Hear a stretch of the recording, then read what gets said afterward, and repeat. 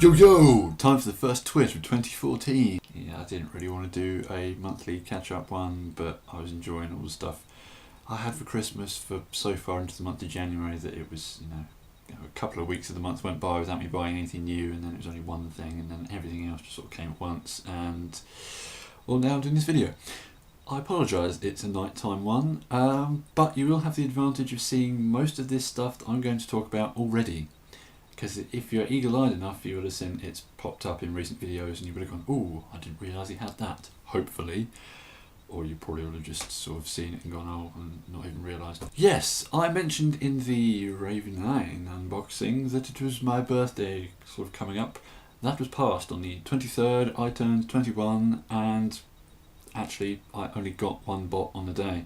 But as this recording, I do not have the spot, which was sort of the big present I was lined up to get, and yeah, I've still got to go and buy it. So, expect that. Wonder what it's going to be. Suffice to say, it's something that marks the year of me turning 21. That probably narrows it down to like 2 things, so you probably guessed by now, but whatever. Let's crack on with everything before the threshold point that tomorrow will bring for me. I've got Generations Thundercracker, the new one that's all sort of IDW, but then it's also sort of Fall of Cybertron. And really, he's anything you want him to be, baby. Basically, it was Orion Zero, Mike, that made me want this guy. I hadn't even realised it. I don't know why. I mean, I've sort of stopped watching reviews of new figures, really.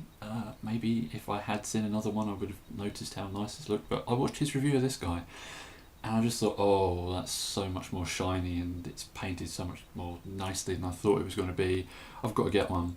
And then I saw one on eBay that was, I guess, the cheapest I've ever seen this go for. So I jumped on it, and it's mine. And yeah, I like it because it's Thundercracker and it's shiny, it's red, white and blue. And you know, all this paint on the jet mode, man.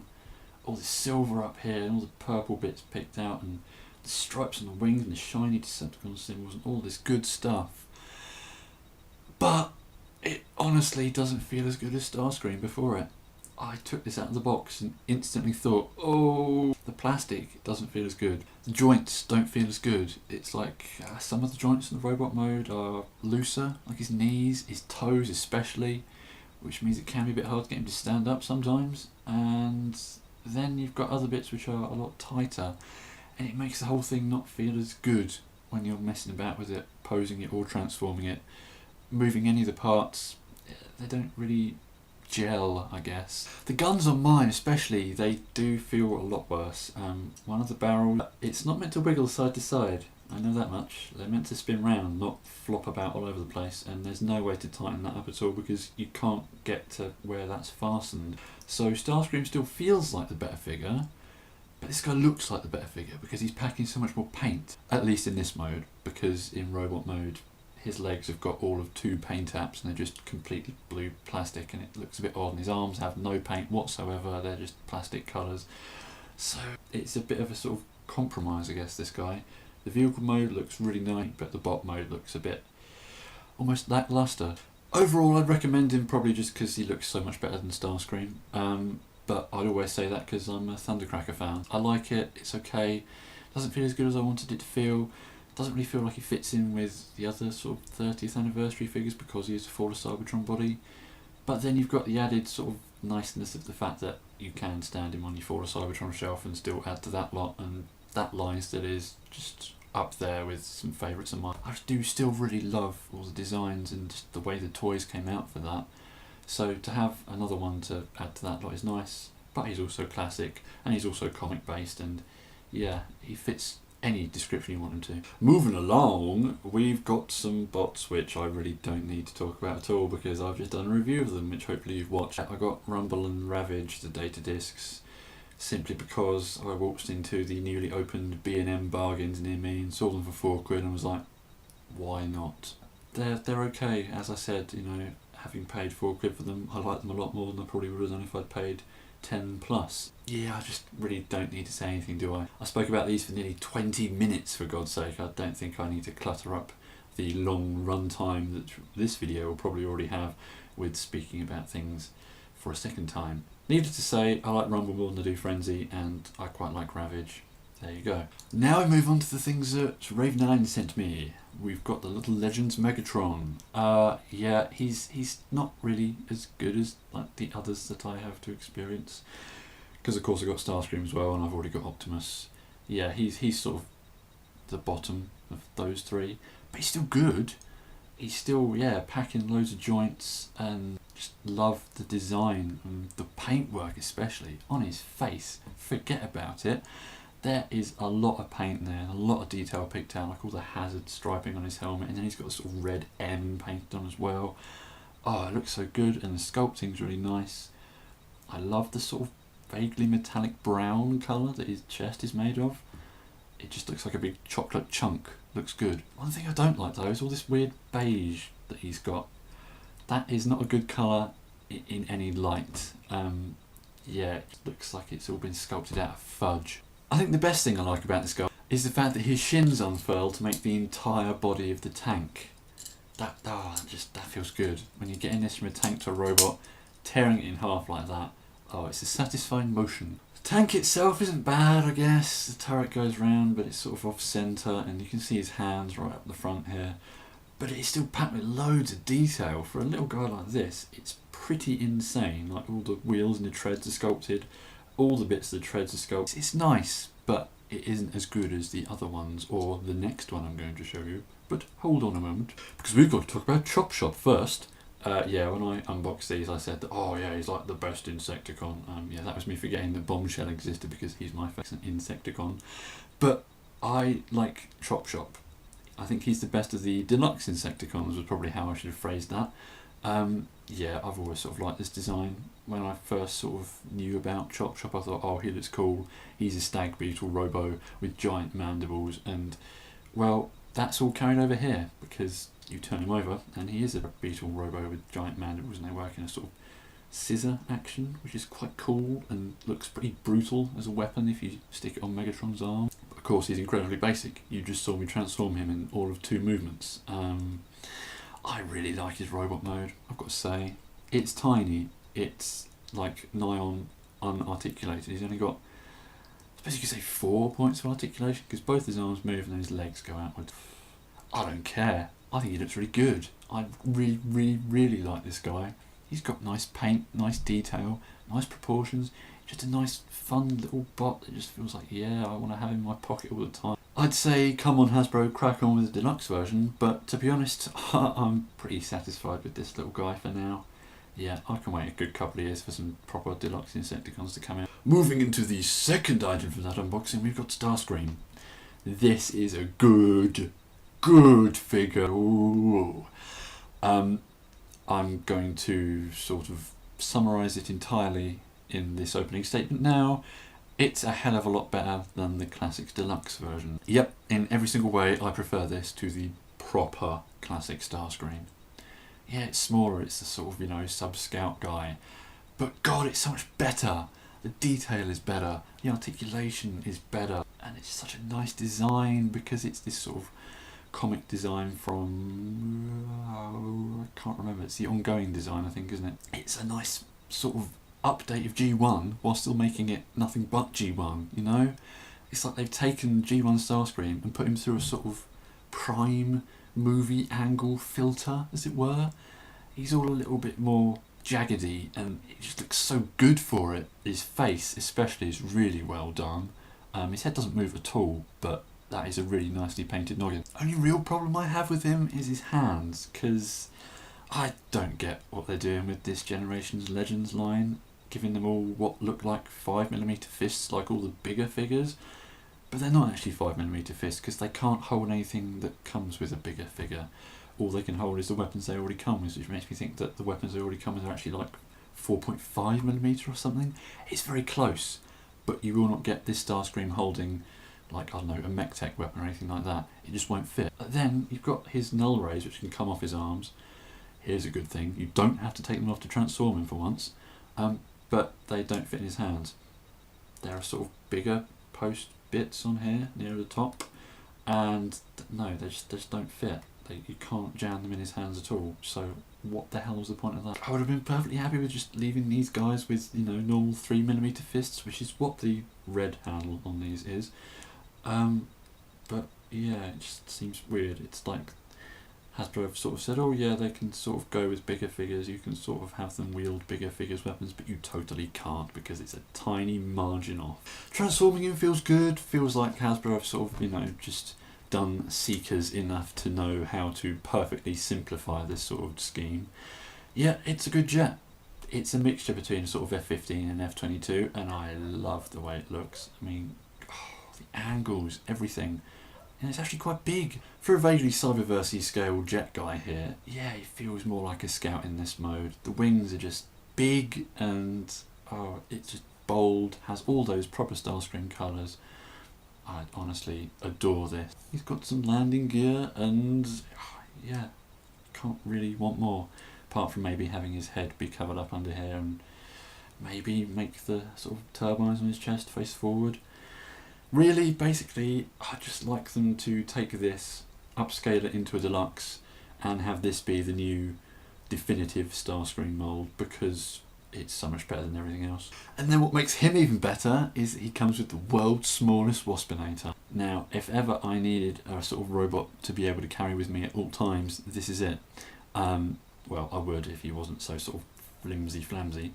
Yeah, it's a little tiny Waspinator. You've got to love it. You have to. You have no choice. This is me. This is my channel. I'm saying you have no choice. His arms move and his legs move both at the same time.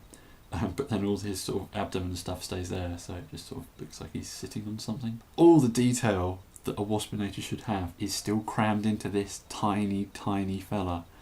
And yeah, I love it. It's so simple because all we do is put the chest up, put his arms down, and fold the stupidly big stinger peg bit out, and you've got a wasp. It ends up looking more like a dragonfly, I guess. There's no yellow on him, so he hasn't got a stripy bum. You can then, of course, make him into a weapon by sort of unfolding this rather odd-looking barrel, I have to say. It's slightly phallic.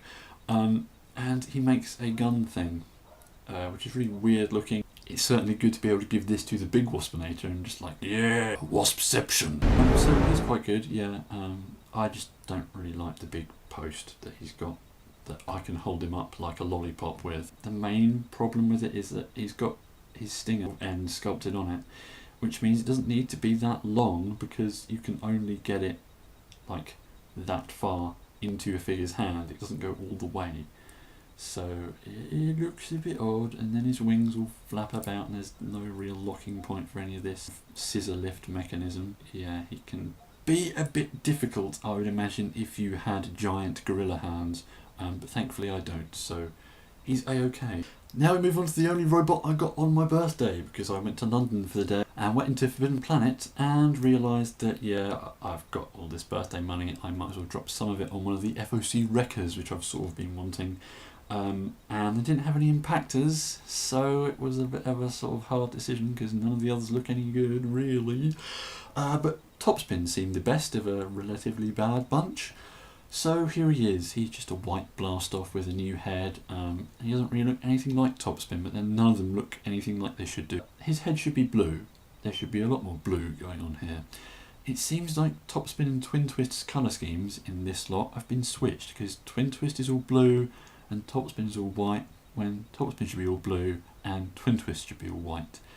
I don't like that, but he actually feels quite nice. Sort of feels like after putting out so many blast-offs, they realised what they really needed to do with this mould, like make this flap back here move a lot more easier so it doesn't feel like you're snapping things when you do that, or putting his hips around the right way, because only having this guy I noticed that the hips on my blaster are actually on backwards. And overall all the joints feel good.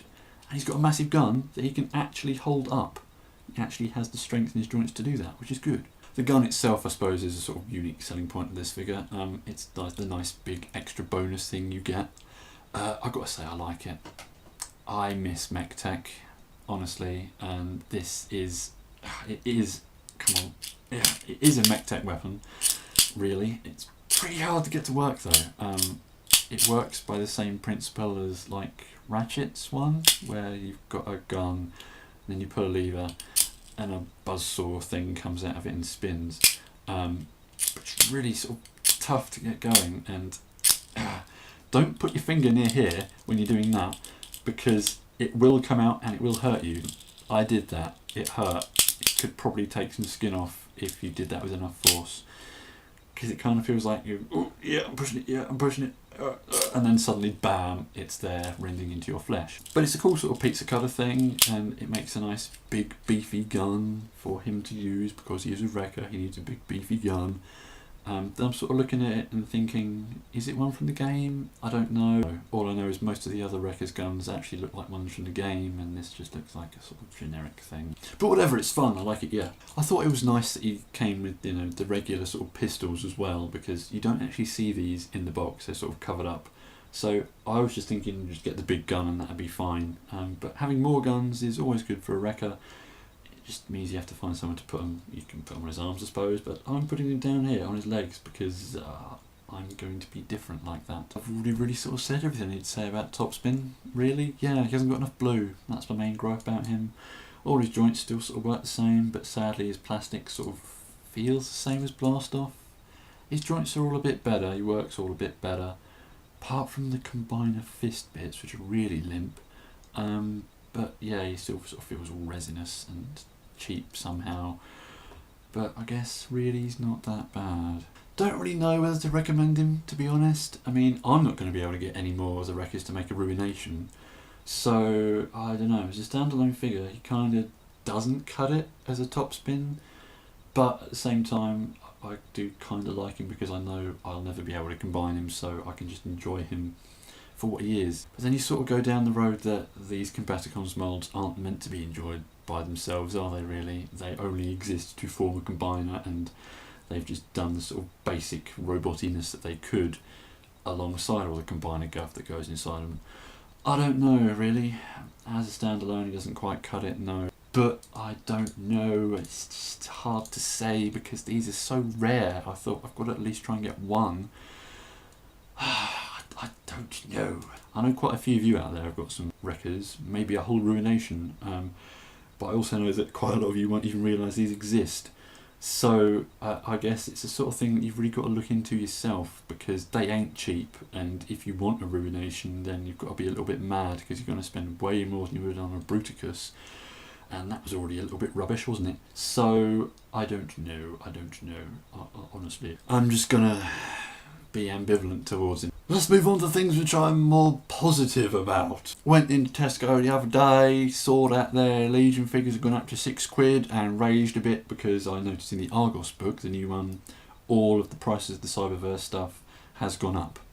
Legion figures aren't £5 anymore, they're, well, in there they're £5.50 I think, but they're £6 in Tesco's, and similarly in the Argos book at least.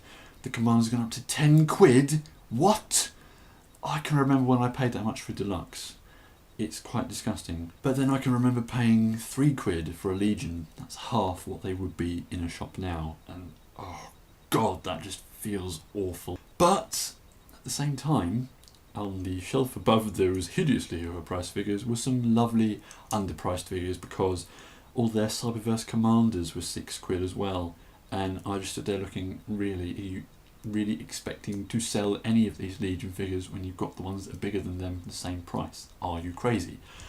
So I picked up Huffer. He's a guy I didn't want, basically. When I saw pictures of him first, I just thought, he ain't worth it. I completely ignored it, because he's a repaint of a remold, and I don't need that, you know? He is a repaint of Trail Cutter, who is a remold of Ironhide, and I've got Ironhide, and, well, I looked at Trail Cutter and thought, there's not enough different here going on, you know. He's still black and red, which is the same colour scheme as Ironhide, so I just thought, nah, he's a complete no-go. And I just thought Huffer, he's a bit of a random character to suddenly put into Cyberverse, so I'm not really bothered about him at all. Then I saw him and realised how shiny he was and how brightly coloured he was and just how nice he was. So I thought £6 was a nice amount of money to drop on him. Yeah, I like him. I'm not exactly a Huffer fan, even though with this I have every single Huffer that isn't an exclusive, because there's a BotCon one. Yeah, he feels a lot better than the PCC one, let's put it that way. For a start, he's the right shade of orange. You put this next to the PCC one and that looks like some sort of weird mustard growth, and this is a lovely vibrant thing full of really orangey orange and nice dark blue, so he really feels like the G1 guy, especially with all the silver on his arms. Just feels, yeah, nice as a proper little new huffer. And because he's a sort of small guy, you can have him with bigger figures. It's okay to stand him next to some deluxes because he's meant to be a small dude. But for a Cyberverse toy, he's pretty killer. Here's his really blue gun, which looks really nice, but you won't really be able to tell. It fires a missile when you push it out of the thing, and I like it because the missile isn't sculpted like a flame blast or anything. It's actually, to my eyes at least, sculpted like the end of a gun barrel. It's like some sort of anti-tank, anti-aircraft howitzer thing going on here. So that looks good. I've always really wanted to have a gun that fires a missile, and when you don't have the missile out of it, it still looks like a gun, you know? That's what's going on here. Huffer himself, of course, still sports all the same articulation as Ironhide, which means he's got nice ankles.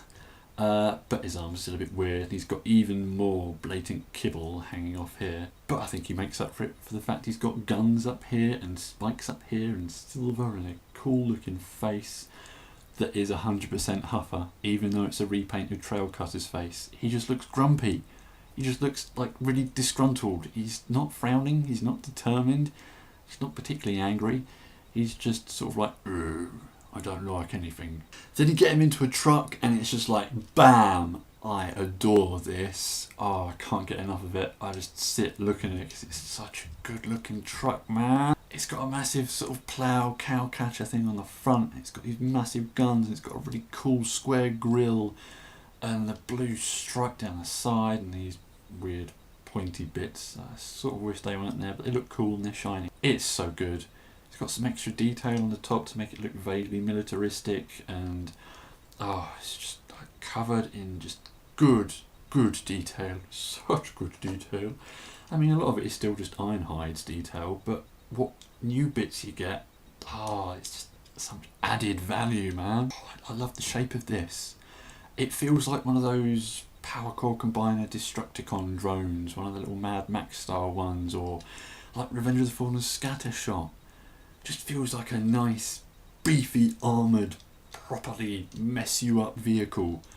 And I need more of these in my life. It is just all about this front end. The plough looks so good, and I love the way that the grille is this sort of squared off thing, so it looks like a normal sort of truck that has got all this stuff bolted onto it.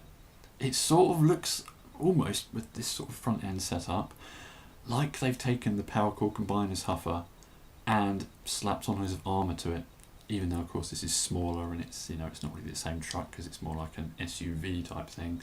But the front end evokes that sort of imagery to me. It looks like an upgrade, and it will sit on my desk for ages in this mode, and I'll just go and hit things out of the way with this big scoopy thingamabob. Oh, such fun. It's ruined a bit though when you get the gun on there, because it has to sit right at the front and poke out like some huge proboscis. Yeah, I sort of wish it could go back here, but it can't. It would have to go on the side otherwise, and you've got asymmetry, oh no! If it's a truck, forget about the gun.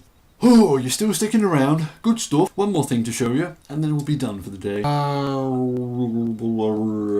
Basically, because of the whole YouTube Transformers community Facebook group, I have gone and bought myself an RC.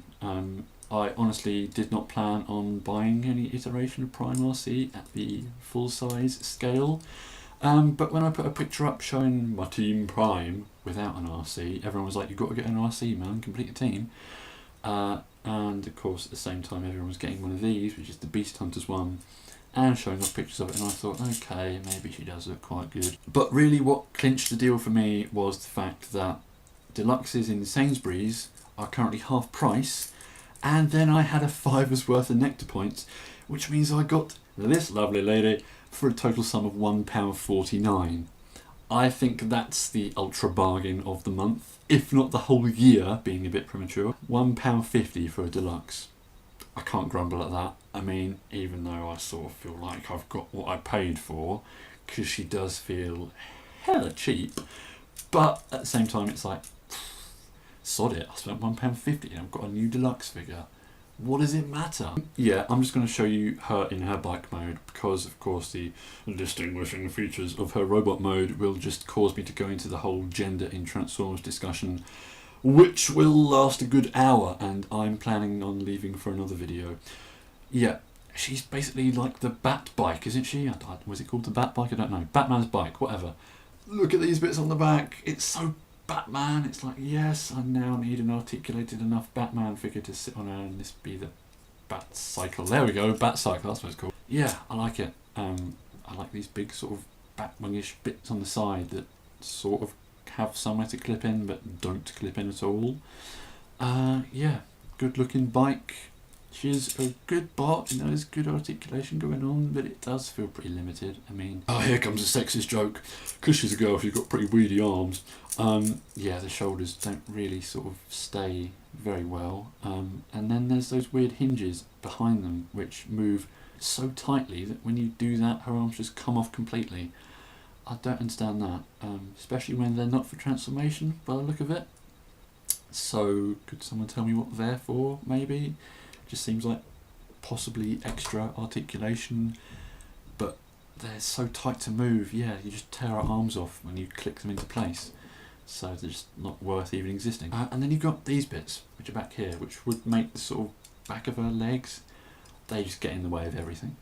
Because she's got this sort of, well, the back of the bike seat is like a sort of coattail affair. These get in the way of that, so you can hardly bend her legs, and it just, yeah, feels like, oh, I want stuff to move out of the way. Needs more hinges and things and stuff to fold up. It's just, ends up being a bit of a mess. And then you've got all the sort of horrible default grey that's on her, and the fact that she's smaller anyway makes her feel cheap, and it's just, I just don't like the way it feels. Plastic isn't good. But as I said, I suppose I got what I paid for. If I had paid $12.99 for, I think I'd be a bit miffed. But then, of course, she's got this massive bow thing, which I really don't like, simply because whenever you want to push it onto the front of her bike, you inevitably hold it exactly where the triggers are and shoot the missiles across the room and think, what the hell just happened there? And then, of course, it doesn't really clip anywhere, does it? You just have to sort of fold it around the bike and hope that it stays. But I mean, there's oversized weapons and then there's oversized weapons. This is possibly the biggest Beast Hunters thing which I've got to find space for in a box, and I just, it's okay. It's nice that she's got a massive sort of bow. It harkens back to Energon RC, I suppose, which is sort of the RC of my time, I guess. But it's just massive and didn't need it to be so massive, and it didn't need to have these massive claw pincher things, and I don't know what to do with it. So while it might sound that I'm not really that impressed with this figure, and I'm not really, I do still quite like her because you can get some good sort of pictures going with her. Simply because she is a female, there is a completely different sort of air of aesthetic to her than all the other bots, which you know, I don't want to go down to this discussion route, but when you got a normal Transformer, it doesn't look overtly male, it's just sort of an androgynous robot. Then when you bring in a female one, they have to sort of make her look so overtly female that it's slightly sort of burlesque or pin-up girl, sort of cheesecake, that it ends up, I don't know, not really looking quite as good. But I guess, yeah, she works. She looks cool, you know, looks like some sort of savage warrior lady with all this sort of armour up, get up. So yeah, RC's okay, and I'm glad I got a slightly more interesting version of her, I suppose. This one's got bat wings, so it's better. Cool, blimey! That was quite a bit, wasn't it? That's enough for now, yes, but do stay tuned because there'll be something tastily momentous on the horizon. That's probably going to be a relatively long review as well, and it's just going to be for one figure. Safe to say I'm pretty excited. Safe to say you probably already know what I'm excited about, because if you follow me on Twitter, I've just been sort of voicing my dilemma about it, because I don't know whether I really do want it and I prefer a different version of it, or maybe I should buy something else entirely that's the same price point.